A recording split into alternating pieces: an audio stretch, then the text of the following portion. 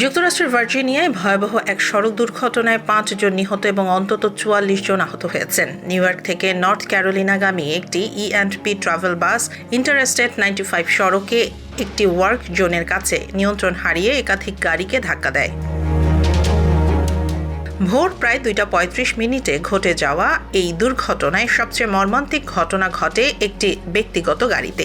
সেখানে থাকা 2 শিশু 13 ও 7 বছর বয়সী এবং তাদের সঙ্গে থাকা 45 ও 44 বছর বয়সী 2 প্রাপ্তবয়স্ক নিহত হন।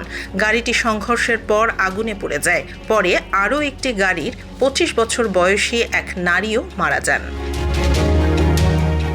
বাসটির চালক 48 বছর বয়সী জিং এস ডং স্টেটেন আইল্যান্ডের বাসিন্দা। দুর্ঘটনা আহত হলেও বেঁচে যান।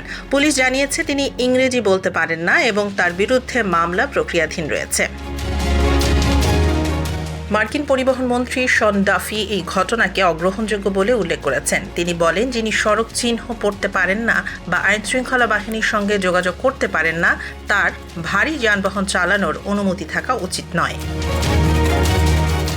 প্রাথমিক তদন্তে জানা গেছে ডং 2 বছর আগে নিউ ইয়র্কে কমার্শিয়াল ড্রাইভিং লাইসেন্স পান এবং তিনি চীনা বংশোদ্ভূত একজন ন্যাচারালাইজড মার্কিন নাগরিক। ফেডারেল নিয়ম অনুযায়ী বাণিজ্যিক যান চালকদের পর্যাপ্ত ইংরেজি জ্ঞান থাকা বাধ্যতামূলক।